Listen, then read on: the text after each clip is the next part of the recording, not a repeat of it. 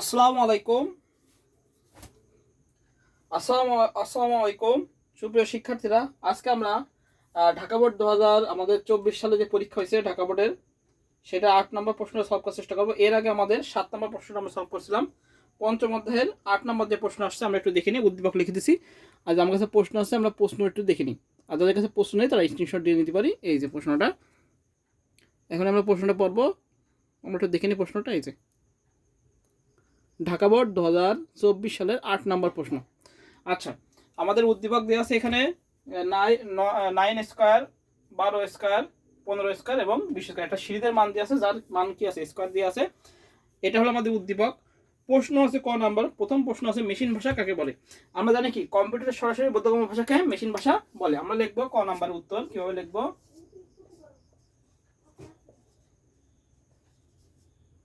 কম্পিউটারের সরাসরি বোধগম্য, কম্পিউটার সরাসরি বোধগম্য ভাষাকে মেশিন ভাষা বলে।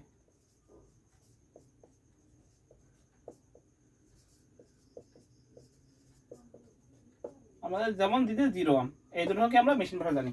তাহলে ক নম্বর প্রশ্ন ছিল কি, কম্পিউটার মেশিন ভাষা কাকে বলে? কম্পিউটারের সরাসরি বোধগম্য ভাষাকে মেশিন ভাষা বলে। যেমন কি আমাদের 0 আর 1। আচ্ছা, তাহলে এবার খ নম্বর আসি। খ নম্বর কি দেওয়া আছে আমাদের?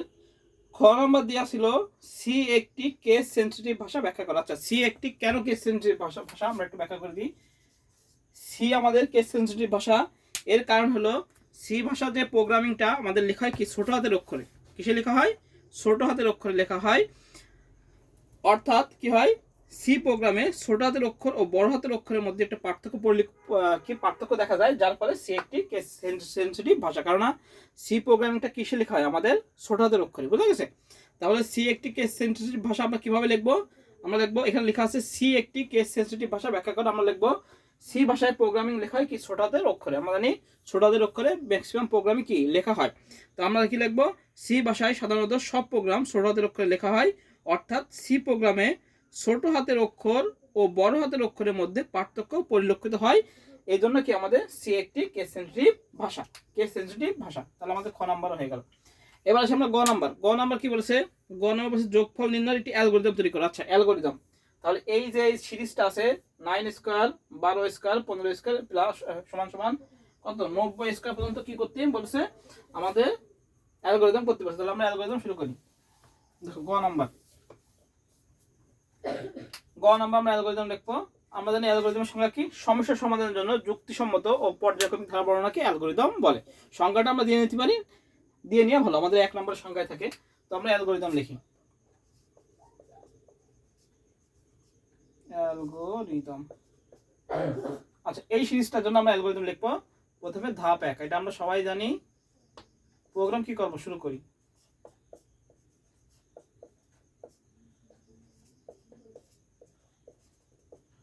আচ্ছা, এবার খেয়াল রাখতে হবে আমাদের যেই সংখ্যাটা দিয়ে শুরু হবে, অর্থাৎ আমাদের যে সংখ্যাটা লাস্ট, এই যে লাস্ট যে সংখ্যাটা 90, এটাকে আমরা এন এর মান ধরতে হবে। কি ধরতে হবে? এন। এটাকে আমরা এন ধরবো। ঠিক আছে? লাস্ট যে সংখ্যাটা সেটাকে আমরা এন ধরতে পারি। এবং আমাদের জানি আমরা সামে কি রাখতে হয়? আমাদের 0 রাখতে হয়, তাই না? সামে আমাদের 0 রাখতে হয় এবং লাস্ট সংখ্যা আমরা ইনপুট হিসেবে কি এটা এন হিসেবে গ্রহণ করবো। লাস্ট যে সংখ্যা, অর্থাৎ সিরিজটা যে পর্যন্ত যাবে, যদি 1 2 3 4 5 6 100 পর্যন্ত যাইতো, তাহলে এন এর মান আমরা 100 ধরতাম। যদি শুধু এন থাকতো তাহলে আমরা এন ধরতাম। অর্থাৎ শেষ সংখ্যা যেটা সেটা ইনপুট হিসেবে গ্রহণ করতে হবে। হ্যাঁ, সিরিজের শেষ সংখ্যা যেটা সেটাকে কি করতে হবে? আমাদের ইনপুট হিসেবে গ্রহণ করতে হবে। তাহলে আমাদের প্রথমে কি প্রোগ্রাম শুরু করে, এবার ধাপ 2। ধাপ 2 কি? ইনপুট হিসাবে ধাপ 2 ইনপুট হিসাবে কি এন এর মান এটা গ্রহণ করবো। তো এন সমান সমান 90 এর মান গ্রহণ করি।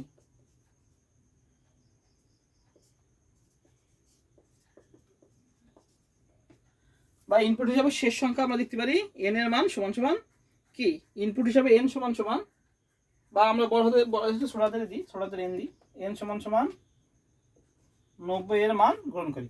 আচ্ছা এবার ধাপ 3 কি আমাদের প্রসেসে শুরু হবে প্রক্রিয়া, সেটা আমাদের যেটা এস এ সামনে রাখতে হবে 0 এবং এটা কি ধরতে হবে, এটা আই, অর্থাৎ যেখান থেকে শুরু হবে সেটাকে আমরা আই ধরবো। আর ধাপ 3 আমরা কি করব, আমরা এবার আই এর মান ধরবো এবং এস এর মান ধরবো। আমরা কি করব, এবার এস এর মান কি ধরবো, 0 ধরবো এবং আই এর মান আমাদের যেখান থেকে শুরু হয়েছে সেটা ধরবো। তাহলে আমরা লিখতে পারি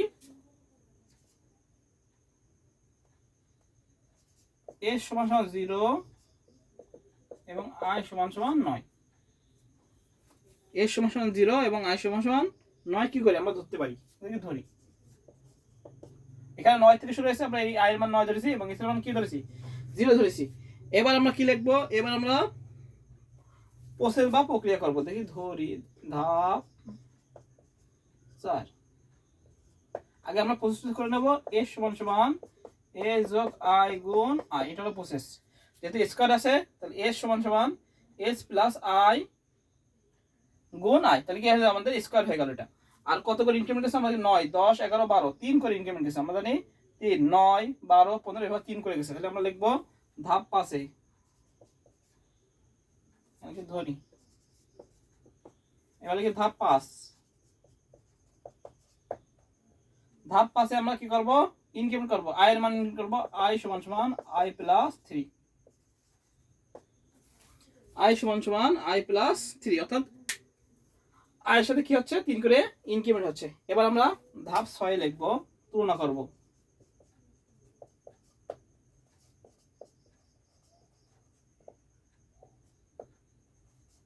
আই এর মান কি n এর চেয়ে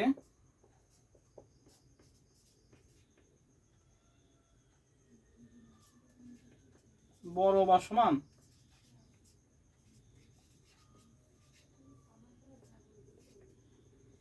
n এর চেয়ে বড় বা সমান।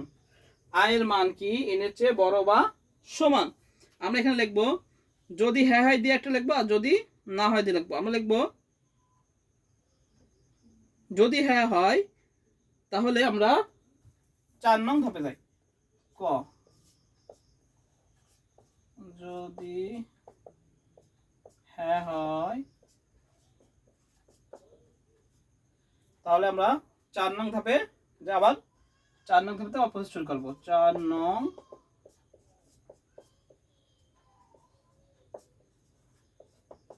ধাপে যাই, খ নম্বর যদি না হয়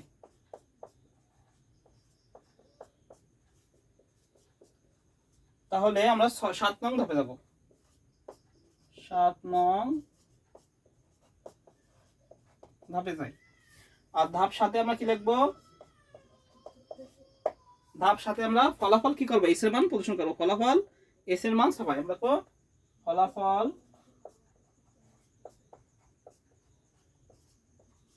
এস এর মান ছাপাই, ফলাফল এস এর মান ছাপাই এবং ধাপ 8 প্রোগ্রাম শেষ করি।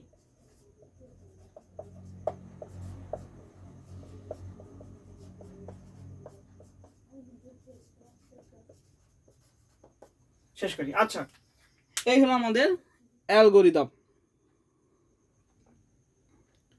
এবার আমরা একটু প্রথম থেকে দেখি। আমাদের সিরিজটা ছিল 9 square 12 square 15 square plus 90 square. এটা ছিল কি যে এর অ্যালগরিদম লেখো, অর্থাৎ ঢাকা বোর্ডে আমাদের 24 সালে যে প্রশ্নটা ছিল 8 নাম্বার সেটা আসছে। গ নাম্বার আছে অ্যালগরিদম। আমরা প্রথমে সংজ্ঞা দিতে পারি, সমস্যা সমাধানের জন্য যুক্তিসম্মত ও পর্যায়ক্রমিক ধারা বর্ণনাকে অ্যালগরিদম বলে। এবার আমরা লিখবো অ্যালগরিদম, লিখে ধাপ একে কি করবো, প্রোগ্রাম শুরু করবো। ইনপুট হিসাবে লাস্ট যে সংখ্যা থাকবে সেটাকে এন এর মান করবো। সব সিরিজের ক্ষেত্রে একই জিনিস, যদি এখানে লাস্ট যে সংখ্যা সেটাকে কি করবো আমরা এন দিয়ে গ্রহণ করবো। তাহলে এন সমান আমরা লাস্ট যে সংখ্যা 90 এর মান গ্রহণ করলাম। আচ্ছা এবার এসে মানে এসে আমরা 0 রাখবো, আই এর মান যেখান থেকে শুরু হয়েছে সেখানে আমরা আই এর মান কি ধরবো, 9 ধরবো। এবার কি করবো, এস সমান এস প্লাস প্রসেসটা করবো, এস প্লাস স্কয়ার আছে মানে আই গুণ আই, তাহলে কি হলো আমাদের আই স্কয়ার হয়ে গেল, ধরলাম। এবার কি করবো, কত করে ইনক্রিমেন্ট আছে 3 করে, তাহলে আই সমান আই প্লাস 3 ধরি। এবার তুলনা করবো আই এর মান কি এর চেয়ে বড় বা সমান। যদি হ্যাঁ হয়, যদি কি হয় বড় হয় বা সমান হয়, অর্থাৎ যদি বড় হয় তাহলে কি হবে আমাদের 4 নম্বর ধাপে যাবে, আর যদি না হয় তাহলে কি হবে আমাদের 7 নম্বর ধাপে কি ফলাফল এস এর মান প্রদর্শন করে দেবে।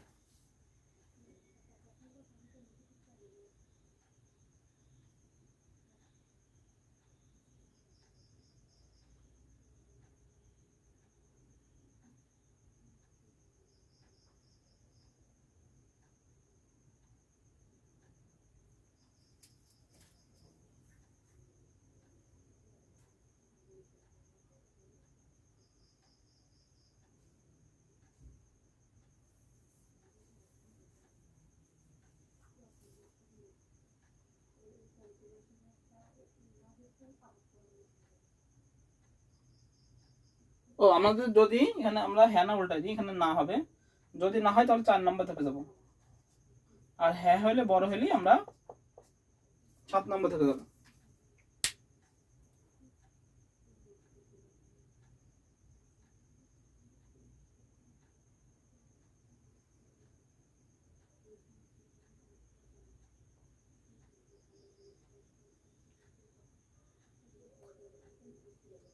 আয়ের মান কি এর চেয়ে বড় বা সমান, যদি না হয় তাহলে 4 নম্বর থেকে আমরা প্রসেস করবো, আর যদি যখনই বড় হয়ে যাবে তখন 7 নম্বর থেকে আমরা ফলাফল এসে মান বের করে দিয়ে আমরা শেষ করে দেবো। এই হলো আমাদের অ্যালগরিদম।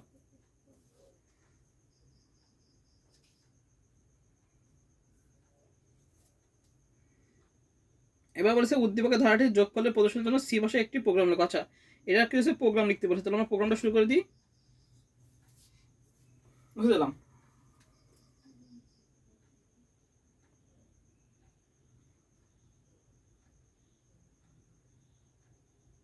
আয়ের মান যখন এর থেকে বড় হয়ে যাবে তখন কি 7 নম্বর থেকে ফলাফল এস এর মান বের করে দেবে। হ্যাঁ, এবার আমরা প্রসেস এতে চলে যাই, প্রোগ্রামে চলে যাই। অ্যালগরিদম গেল, এবার আমরা লিখি প্রোগ্রাম ঘ।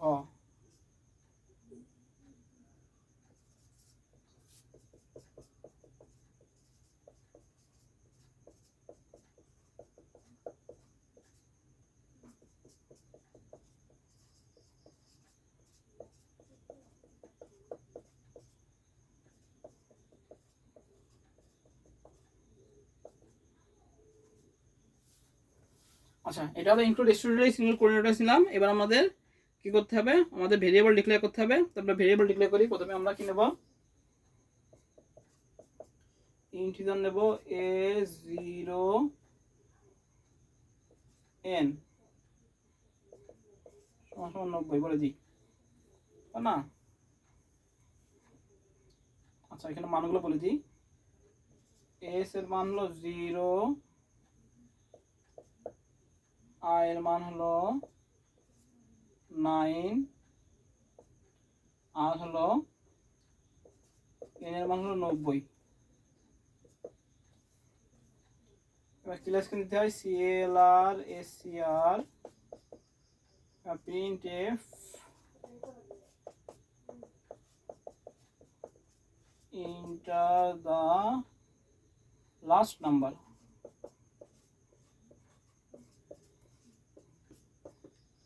এবার scanf দিয়ে ইনপুট নিতে হবে scanf %d n। এবার হলো এস এর মান 0 বলতেছে, আর মান 1, আর সমস্যা নেই। এবার হলো আমাদের লুপের কাজ, তাহলে ফর লুপের কাজ। ফর i সমান সমান 9, i এর মান কি n এর থেকে বড়, i সমান সমান i প্লাস 3, 3 করে ইনক্রিমেন্ট। এবার ভিতরে ঢুকবে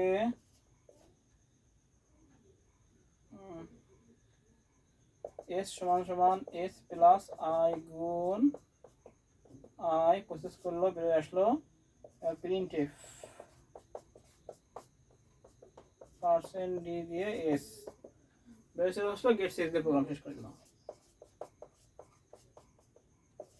শেষ। এই হলো আমাদের প্রোগ্রাম। আমরা একটু দেখে নিই। আমরা দিলাম student days, include coordinator days, void main দিলাম, ইন্টিজার s সমান সমান 0, i সমান সমান 9, n সমান সমান 90, ক্লিয়ার স্ক্রিন দিলাম। আচ্ছা, প্রিন্টএফ তে ইন্টার দা লাস্ট নাম্বার, অর্থাৎ n চাপতে হবে। স্ক্রিনএফ দিয়ে আমরা লাস্ট নাম্বার যেটা আছে সেটা ইনপুট নিয়ে নিলাম। i এর মান 9 থেকে শুরু হয়েছে, i এর মান কি n এর থেকে বড় বা সমান, i সমান সমান i প্লাস 3, অর্থাৎ 3 করে ইনক্রিমেন্ট হয়েছে। এবার এসে প্রসেস হয়েছে s সমান সমান s প্লাস i গুণ i। এবার প্রিন্টএফ দিয়ে আমরা সামনের যে মানটা আছে সেটা বের করে দিচ্ছি, গেট শেষ দিয়ে আমরা শেষ করে দিচ্ছি। এই হলো আমাদের প্রোগ্রাম। তাহলে এই হলো আমাদের ঢাকা বোর্ড 2024 সালে যে 8 নম্বর প্রশ্ন আসছে সেটা সলভ। আজকে এই পর্যন্তই। সবাইকে আসসালামু আলাইকুম।